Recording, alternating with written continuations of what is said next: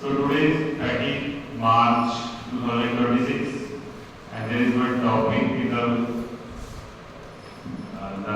chapter Basic Principle of KSI, that is Srotas. Description इसका anatomy में पढ़ना है, बट फिजियोलॉजी में सिर्फ एक क्लास में थोड़ा सा रिवीजन कि स्रोतस होते क्या है। तो जैसे हम जानते हैं व्हाट की basic structure unit of the body is cell, हाँ, but this concept does not lie in the philosophy of Ayurveda. Ayurveda तो नहीं कहता कि कोई सेल होती है, तो आयुर्वेद क्या कहता है, क्या होता है?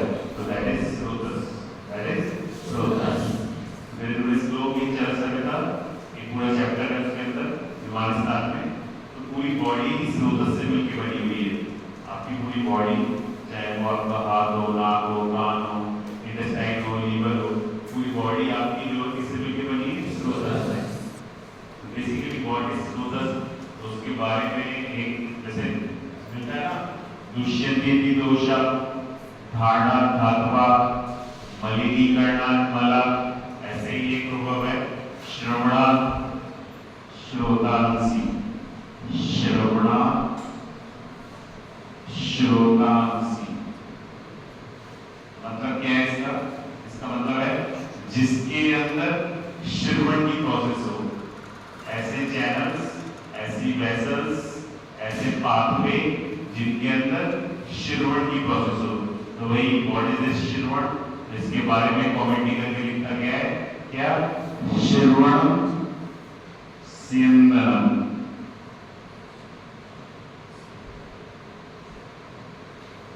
श्रवण स्यंदनम, श्रवण का मतलब क्या है? स्यंदन की प्रक्रिया। स्यंदन का मतलब क्या है? ऑस्मोसिस और डिफ्यूजन। हाँ, तो ऐसे पाथवे, ऐसे रास्ते, ऐसे मार्ग जिनमें श्रवण की प्रक्रिया हो, उनको हम स्रोतस कहेंगे। What is the स्रोतस? Srotas are the pathway, vessels, channels, tracts in which the Shravan process is going on. And what we mean by श्रवण? श्रवण का मतलब होता है स्यंदन। What we mean by स्यंदन?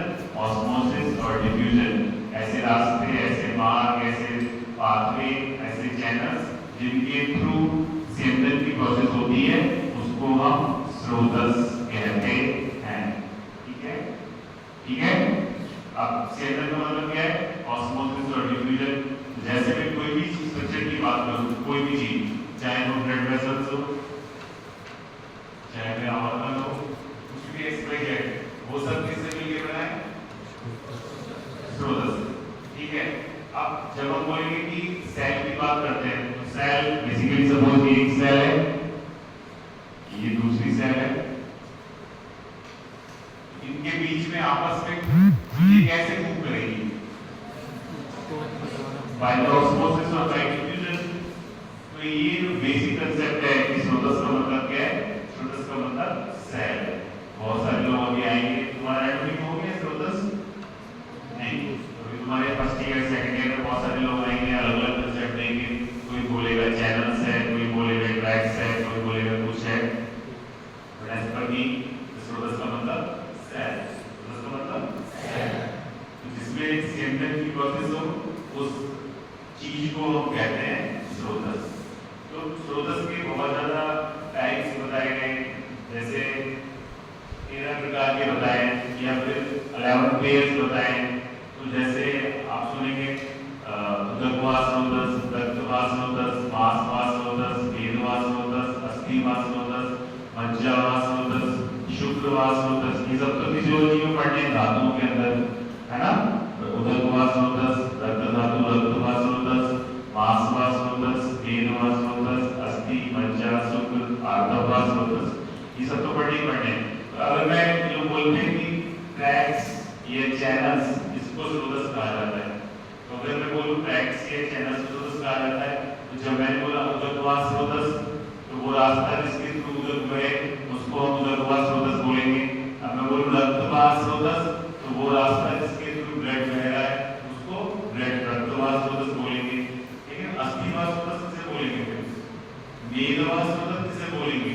अस्थि में और मेद में तो कोई पाथवे, कोई रास्ता दिखाई नहीं देता जिसके अंदर अस्थि बह रही है, जिनके अंदर मेद बह रहा है, ऐसा कोई विरासत तो दिखाई नहीं देता, देता है नहीं। What we will call it स्रोतस।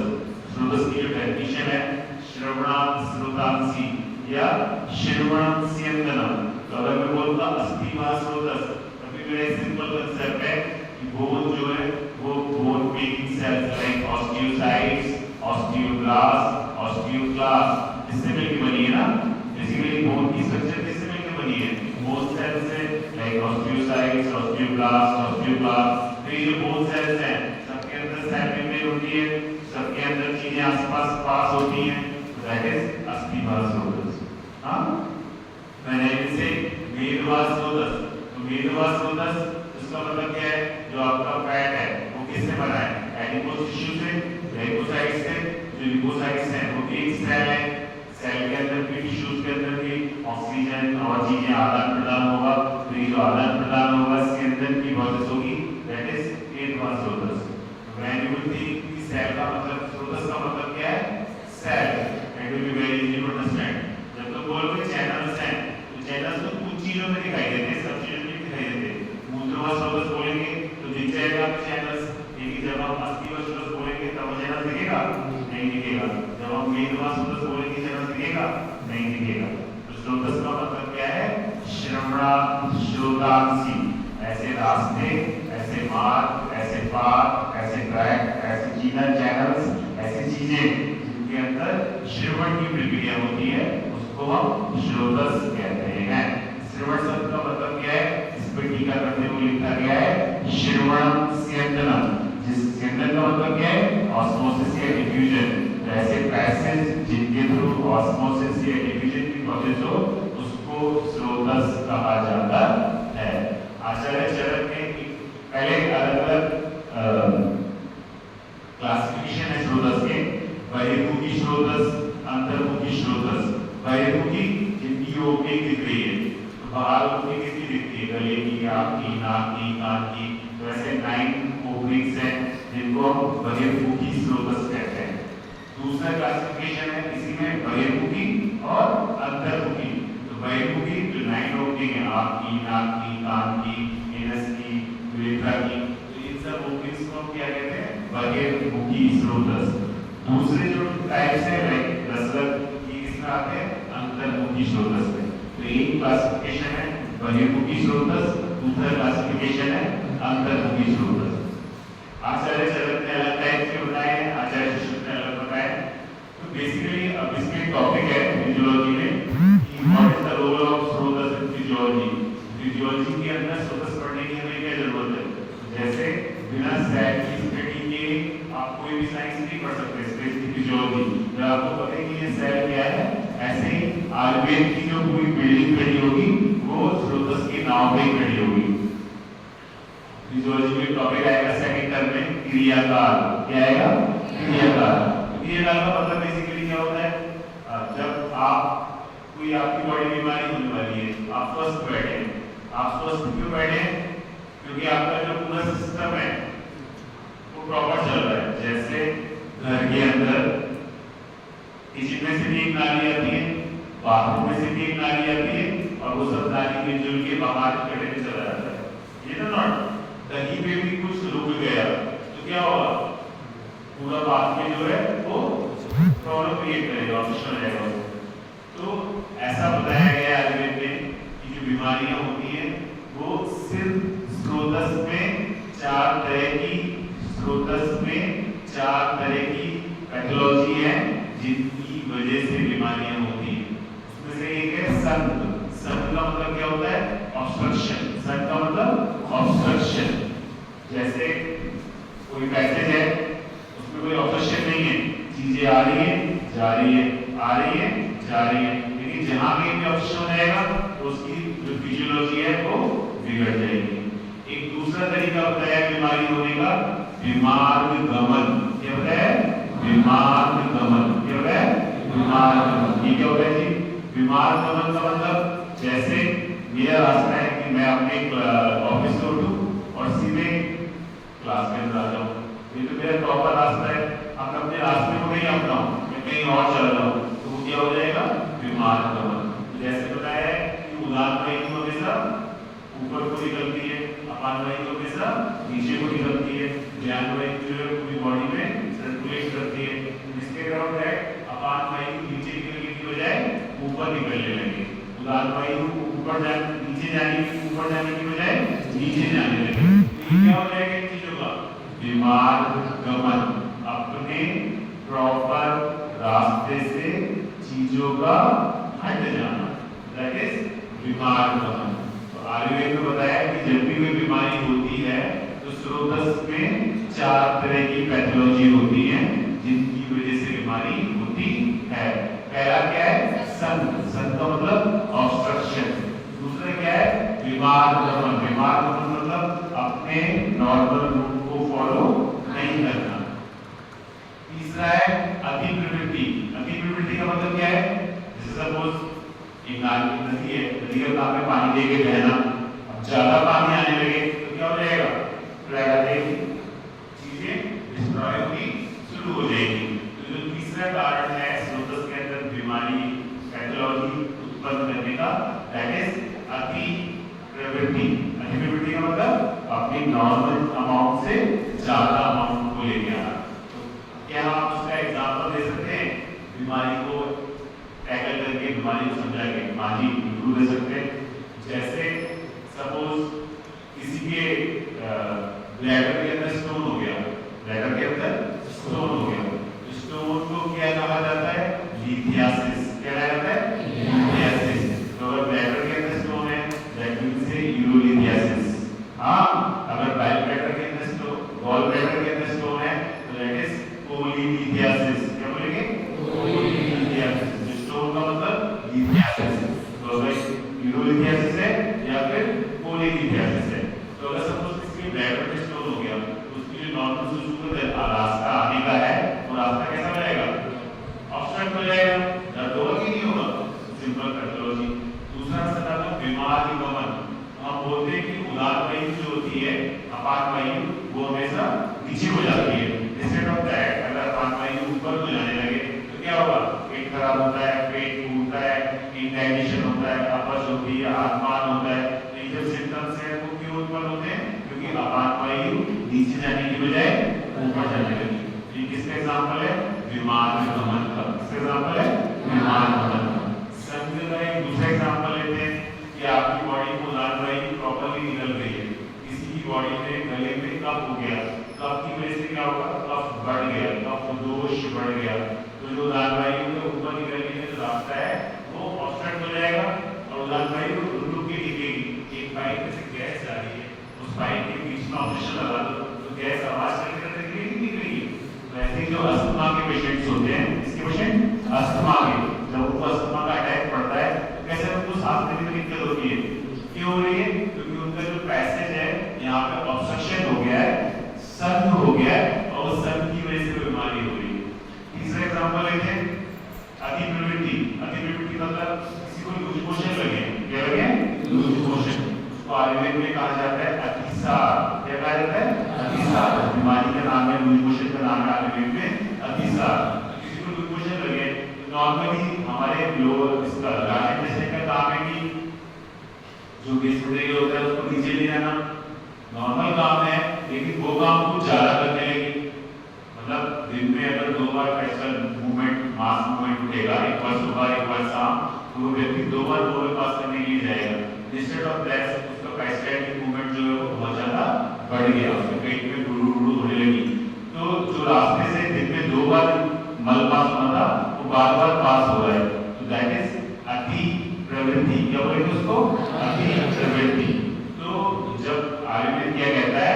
आयुर्वेद कहता है कि आपकी बॉडी स्रोतस से मिलकर बनी हुई है और स्रोतस में 4 तरह की विकृतियां होती हैं जिसकी वजह से बीमारियां होती हैं। पहली विकृति संघ, दूसरी विकृति विमान गमन, तीसरी विकृति अतिप्रवृत्ति। हाँ, चौथी को बताइए मैं उसको देखकर उसका नाम क्या है। अब आया कि इसका इंपोर्टेंस क्या है, फिजियोलॉजी में क्या इंपोर्टेंट है? फिजियोलॉजी में इसका इंपोर्टेंस ये है, दिस 2 टर्म्स, एक टर्म्स है क्रियाकाल। क्या शब्द है? क्रियाकाल।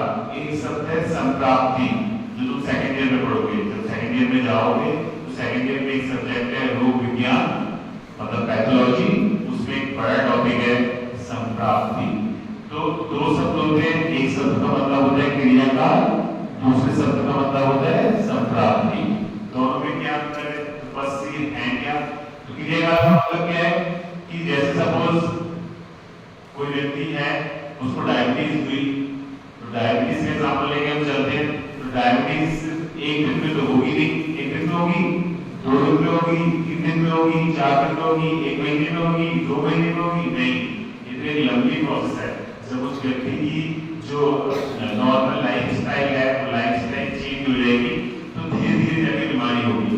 तो एक नॉर्मल व्यक्ति से बीमार व्यक्ति बनने में, इसमें नॉर्मल व्यक्ति से बीमार व्यक्ति बनने में कुछ तो बॉडी के अंदर चेंज हुआ होगा कि नहीं? तो वो चेंजिंग की जो प्रोसेस है, उसी प्रोसेस को हम क्या कहते हैं? संप्राप्ति। तो इसको हम प्रॉपर डिफाइन करके कैसे लिखेंगे? रोग उत्पत्ति होने के क्रम में, इन द सीरीज और the production of A disease, whatever the changes that occurs in the body, all these changes collectively known as संप्राप्ति। तो जब आपकी बॉडी में कोई बीमारी होती है, तो बीमारी उत्पन्न होने की प्रक्रिया के दौरान शरीर में विभिन्न तरह के परिवर्तन होते हैं। उन परिवर्तनों को कलेक्टिवली हम क्या कहते हैं? संप्राप्ति। क्या कहते हैं? संप्राप्ति। तो अगर अब परिवर्तन क्या होंगे? क्योंकि हमारा आयुर्वेद स्पेशली फर्स्ट ईयर की फिजियोलॉजी क्या कहती है? आपकी बॉडी दोष, धातु और मन से मिलकर बनी हुई है। दोष, धातु और मन से। जब तक ये नॉर्मल है, आपकी बॉडी में दोष नॉर्मल काम कर रहे हैं, धातु नॉर्मल काम कर रही है, सुबह शाम आप बॉडी करने जा रहे हो, मन आराम से पास हो रहा है, तब तक आप बीमार नहीं होंगे। जब भी कभी दोष में, धातु में और मलों में कुछ गड़बड़ी हो जाएगी, आप बीमार होना शुरू हो जाओगे। तो अभी दूसरा लग सकता है कि आप रास्ते में जा रहे थे, आपको सांप ने काट लिया, तो सर तो बोल रहे थे कि दोष, धातु और मल जब दूषित होंगे तब बीमार होंगे। आप रास्ते में जा रहे थे, आपको सांप ने काट लिया, सड़क पे जा रहे थे, एक्सीडेंट हो गया, तभी तो आप बीमार हो गए? नहीं हुए? हो गए ना। इसलिए आचार्य चरक ने 2 तरह की बीमारियां बताई हैं, एक निज रोग, दूसरा आगंतुक रोग। पहला कौन सा? निज, दूसरा आगंतुक। आगंतुक मतलब बाहर से आने वाले, निज मतलब बॉडी के अंदर प्रोड्यूस होने वाले। तो आगंतुक का एग्जांपल जैसे बिजली गिर गई, सांप ने काट लिया, एक्सीडेंट हो गया, सुनामी आ गई, तो ये सब किसमें आएंगे? आगंतुक रोगों में। निज रोगों में क्या आएगा? आपकी बॉडी के अंदर जो पैथोलॉजी प्रोड्यूस हो रही है उसको हम निज रोग बोलेंगे। क्या बोलेंगे? निज रोग। जब कोई भी बीमारी होती है, उससे पहले हम आगे चलते हैं कि अष्टांग हृदय में जो स्टार्टिंग के चैप्टर है, दिनचर्या अध्याय, ऋतुचर्या अध्याय है कि नहीं? क्यों बताया ये सबसे पहले? इसलिए बताया है कि अगर हम दिनचर्या और ऋतुचर्या का फॉलो करेंगे तो हम बीमार नहीं होंगे। करेगा कौन? करता तो कोई नहीं ना। अगर हम उसे करें तो हम बीमार नहीं होंगे, लेकिन हम नहीं करते इसलिए बीमार हो जाते हैं। तो ऐसे ही जो हमारा नेचर है, पूरी प्रकृति है, उसमें भी क्या है? सीजन्स के हिसाब से दोष अपने आप बढ़ते हैं, अपने आप घटते हैं। अपने आप बढ़ते हैं, अपने आप घटते हैं मतलब आपकी बॉडी में अपने आप बढ़ेंगे इसके हिसाब से और अपने आप घटेंगे। कैसे? एग्जांपल जैसे गर्मी आती है, तो गर्मी में जब दोषों का बढ़ना और घटना क्या होता है? 2 टर्म्स है। एक टर्म्स है संचय और दूसरा है प्रकोप। संचय का मतलब क्या है? संचय का मतलब है माइल्ड कलेक्शन ऑफ दोषा, थोड़े से बढ़ गए, ज्यादा नहीं बढ़े, थोड़े से। प्रकोप का मतलब क्या है? एग्रेसिव कलेक्शन ऑफ दोषा, दोष बहुत ज्यादा बढ़ गए। संचय का मतलब थोड़े से बढ़ गए, प्रकोप का मतलब बहुत ज्यादा बढ़ गए। This is the basic meaning of संचय और प्रकोप। क्या बता रहा था इसमें? क्या बोल रहा? संचय, प्रकोप, सीजन के हिसाब से। हाँ, तो जैसे क्या है, आपकी बॉडी में नेचुरली एक सीजन ऐसे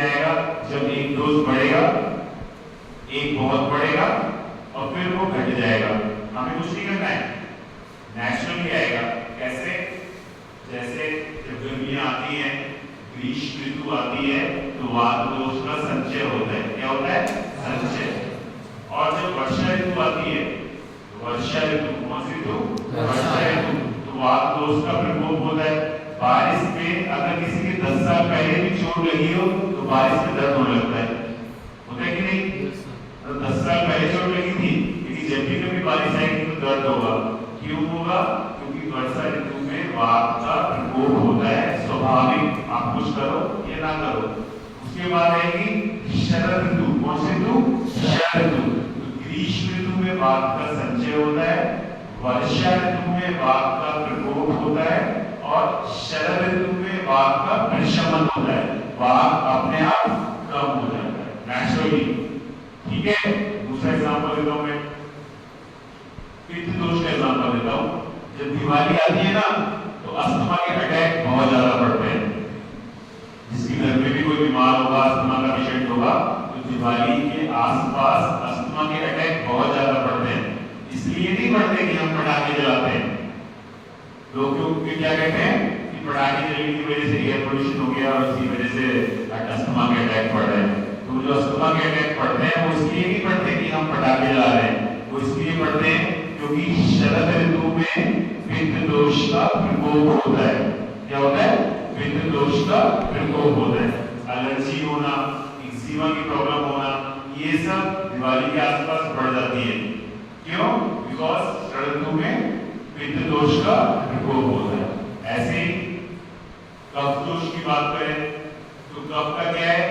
वसंत ऋतु अभी चल रही है, वसंत ऋतु। तो वसंत ऋतु में क्या होता है? आपकी बॉडी में कफ का प्रकोप हो रहा है। अच्छे से अच्छे लोगों को गला खराब होना शुरू हो जाता है। जब हेमंत, जैसे बोला मैंने, ग्रीष्म, वर्षा, शरद। क्या बोला मैंने? ग्रीष्म, वर्षा, शरद। तो ये किसके लिए? वात के लिए। वात का संचय, वात का प्रकोप, वात का शमन। तो ऐसे ही हेमंत, वसंत, ग्रीष्म। हेमंत, वसंत, ग्रीष्म। हेमंत में कफ का संचय, वसंत में कफ का प्रकोप, और ग्रीष्म में वात का कफ का शमन। तो वसंत ऋतु में क्या होता है? कफ दोष अपने आप ऑटोमेटिकली बढ़ जाता है। और थोड़े दिन पहले, बस जाने वाली है, ग्रीष्म आने वाली है, लेकिन थोड़े दिन पहले क्या था? नींद आ रही थी, कुछ काम करने का मन नहीं कर रहा था, शरीर भारी भारी सा था। वो सब क्यों था? क्योंकि आपकी बॉडी में स्वाभाविक रूप से कफ दोष बढ़ रहा था। ठीक है, इनके केस में क्या है? वर्षा, शरद, हेमंत। वर्षा में संचय, शरद में प्रकोप, और हेमंत में प्रशमन। जब ठंडी आनी शुरू होती है तो सबसे पहले जो एक्जिमा, एलर्जीज की प्रॉब्लम होती है वो ऑटोमेटिकली बैठ जाती है। तो वर्षा, शरद, हेमंत, ये सब आपकी बॉडी में स्वाभाविक होता है, आपको कुछ नहीं करना है। लेकिन प्रॉब्लम ये है, हर सीजन की अपनी एक ऋतुचर्या बताई गई है। बताई गई है नहीं? बताई गई। हमें वो फॉलो करनी चाहिए, लेकिन हम वो फॉलो नहीं करते। जैसे वसंत ऋतु आई, तो वसंत ऋतु में स्पेशली इंडिकेटेड है कि दिन में नहीं सोना है, दिन में नहीं सोना है। हम लोग क्या करते हैं? थोड़ा ना गर्मी आई हुई होती है, ना जाड़ा गया हुआ होता है, तो खाना खाया, चद्दर डाली और दोपहर में सो गए। तो धीरे धीरे क्या होगा? आपकी बॉडी के अंदर कफ दोष जो है वो बढ़ने लगेगा। बहुत सारे मेटाबॉलिक डिसऑर्डर्स हैं, डायबिटीज है, या फिर ओबेसिटी है, या फिर बीपी की प्रॉब्लम है। ये बहुत सारी जो डिसीज है वो आपकी बॉडी में धीरे धीरे डेवलप होने लगती है। तो क्योंकि हम दिनचर्या का फॉलो नहीं करते, इसलिए स्वाभाविक रूप से जहां दोषों का प्रशमन होना चाहिए था, पहले दोष थोड़े से बढ़ेंगे, फिर बहुत ज्यादा बढ़ेंगे, फिर ऑटोमेटिकली कम हो जाएंगे। कब? जब आप दिनचर्या और ऋतुचर्या का फॉलो करोगे। लेकिन आप दिनचर्या का फॉलो नहीं कर रहे, तो दोष थोड़े से बढ़े, ज्यादा बढ़े, तो आपने फॉलो नहीं किया, इसलिए बहुत ज्यादा बढ़ गए कि बीमारी प्रोड्यूस करने लगेंगे। तो जब दोष थोड़े से बढ़े, बहुत ज्यादा बढ़े, तब तक क्या था? से, एक्सरसाइज से, अपनी रूटीन से बीमारी को उत्पन्न होने से रोक सकते हो। एक बार तो बहुत ज्यादा बढ़ गए और दूसरों के रास्ते में जाके प्रॉब्लम क्रिएट करने लगे, फिर आप उनको नहीं रोक सकते। समझ आया?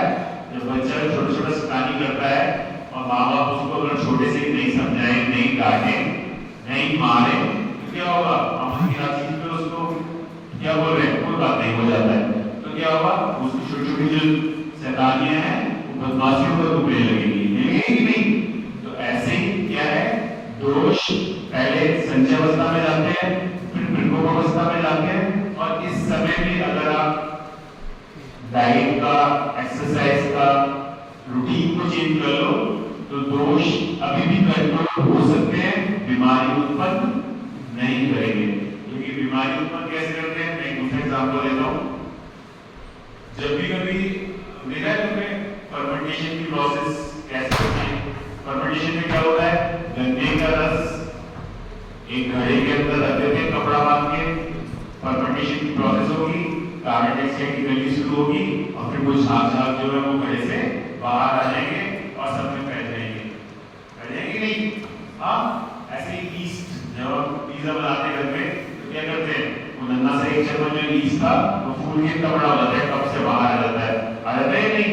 हाँ, तो ये क्यों बता रहा है, कहानी नहीं बता रहा, ये सब लिखना है इसमें क्रियाकाल में, इसको लिखना है क्रियाकाल में।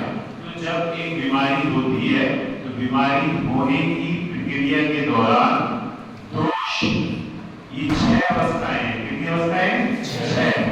इन 6 अवस्थाओं से गुजरते हुए बीमारी को बॉडी में उत्पन्न करता है। इन 6 अवस्थाओं को हम क्रियाकाल कहते हैं। क्या बोला मैंने? जब बॉडी के अंदर बीमारी होती है तो दोष 6 अवस्थाओं से गुजरते हुए 6 अवस्थाओं के थ्रू बॉडी में बीमारी उत्पन्न करता है। इन 6 अवस्थाओं को हम क्रियाकाल कहते हैं। ये 6 अवस्थाएं कौन सी है जी? पहली अवस्था संचय अवस्था, क्या नाम है?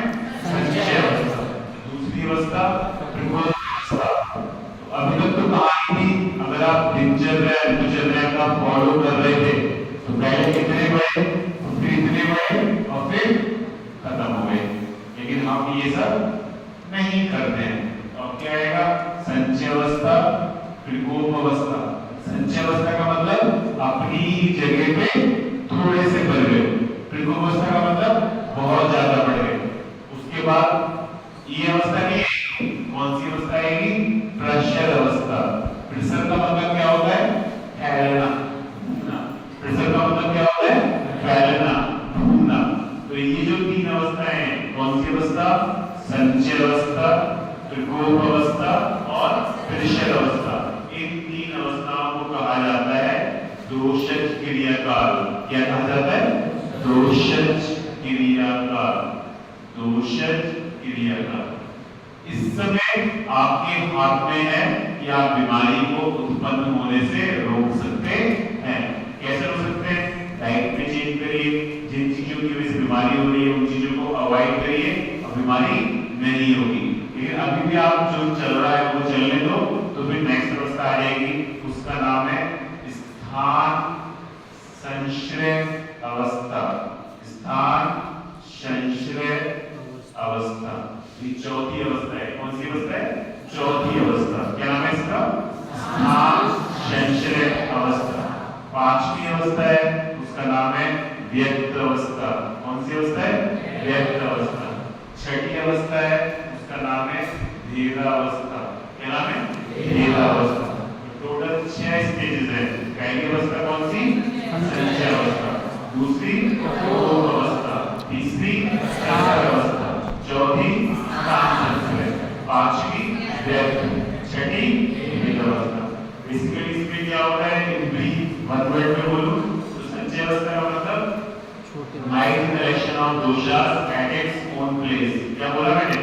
माइल्ड कलेक्शन ऑफ दोषास एट इट्स ओन प्लेस। क्या मतलब इसका जी?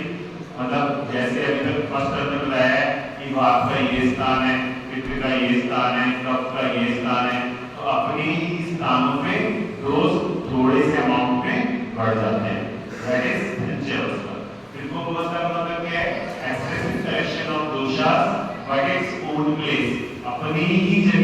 बहुत ज्यादा बढ़ गए। पहले वाले में क्या था, अपनी ही जगह पे थोड़े से बढ़ गए। द्वितीय अवस्था में अपनी ही जगह पे बहुत ज्यादा बढ़ गए। तीसरी अवस्था है क्रशर अवस्था, उसमें क्या है, बहुत ज्यादा बड़े थे, घड़े के अंदर ईस्ट रखा था, इतना ज्यादा फर्मेंटेशन हो गया कि वो घड़े से बाहर आ गए, तो अपनी जगह छोड़ के दूसरी जगह पे जाने लगते हैं। अब थर्ड ईयर के बच्चे तुम्हारी क्लास में आ जाए क्या होगा, तुमको डिस्टर्बेंस होगी कि नहीं, मारकाई होगी, लड़ाई होगी, क्लास में कोई बात नहीं करता, मतलब बातें बढ़ेंगी, अननेसेसरी बीमारी हो जाएगी। तो ऐसे ही पहले अपनी ही जगह पे थोड़े से बढ़े, दूसरे में अपनी ही जगह पे बहुत ज्यादा बढ़े, तीसरे में कितने बढ़ गए कि फैलने लगे। ठीक है, आप पहले क्या करेंगे, आपको लड़का आया थर्ड ईयर का और उसने क्या करा, आपको उठ जाओ, आपको मैं तुम्हारी जगह पे आके बैठ जाता हूँ, तो उनको गुस्सा आएगा नहीं आएगा, आएगा नहीं आएगा। तो ऐसे ही चौथी अवस्था है, उसका नाम है स्थान संशय अवस्था। क्या नाम है, स्थान संशय अवस्था। उसमें क्या होता है, जो बड़े बड़े दोस्त थे इधर घूम रहे थे, वो जाके देखेंगे कि सबसे बॉडी के अंदर कमजोर जगह कौन सी है, सबसे ज्यादा वीक पॉइंट कौन सा है, और उस वीक पॉइंट में जाके सेट हो जाएंगे। वो क्या देखेंगे कि बॉडी के अंदर सबसे ज्यादा वीक पॉइंट कौन सा है, कौन सी बॉडी में सबसे ज्यादा वीक टिश्यू है, उस टिश्यू के अंदर जाके सेट हो जाएंगे। उसका सेट होना ही कहलाता है स्थान संशय अवस्था। क्या कहलाता है, स्थान संशय अवस्था। उसके बाद क्या होगा, उसके बाद जब वो वहां सेट हो जाएंगे, है ना, कोई डाकू कहानी थी, उसने घोड़े से उतार दिया था, खुद बैठ गया था घोड़े पे चढ़ के, क्या मेरा घोड़ा है। उसके बाद क्या होगा, वो उस जगह पे जाके बड़े होंगे, वो जगह तो उसकी नहीं थी, अब घंटे का बच्चा फर्स्ट ईयर क्लास में आके बैठेगा, वो तो उसमें उससे सिलेबस ही नहीं है, वो तो पढ़ चुका है, एग्जाम दे चुका है, तो घंटे पढ़ना है ना अभी, तो दूसरी जगह पे क्या करेगा, डिस्टर्बेंस करेगा और कुछ नहीं करेगा। तो क्या होगा, जो चौथी अवस्था है उसका नाम, पांचवी अवस्था उसका नाम है व्यक्त अवस्था। उसमें क्या होगा, व्यक्त का मतलब प्रेजेंटेशन, इसका प्रेजेंटेशन बीमारी का, अगर बुखार आने वाला है टेम्परेचर बढ़ेगा, पेट खराब होने वाला है तो लूज मोशंस आएंगे, खांसी आने वाली है तो कफ आएगा, डायबिटीज होने वाली है तो पॉलीयूरिया, पॉलीपेजिया, पॉलीडिस्पी आएगी। डिपेंडिंग ऑन डिसीज या डिसीज उत्पन्न होने वाली है उसके हिसाब से सिम्टम्स आने शुरू हो जाएंगे। इसमें कौन सी अवस्था है, ओ शट अप, हाँ तुम नहीं, तुम यही सो रहा था, हाँ सो रहे थे ना, हाँ अब क्या कर रही है, ऐसे तुमसे बात करोगे, रिकॉर्डिंग दिखाओगे, तुम भेज दे रहे हैं वीडियो वाले थे। पांचवी अवस्था कौन सी थी, व्यक्त अवस्था में क्या होता है, प्रेजेंटेशन, मतलब जो बीमारी होने वाली है उस बीमारी के लक्षण आने लगते हैं। कौन सा नाम है इसका, छठी अवस्था है, उसका नाम है भेदावस्था।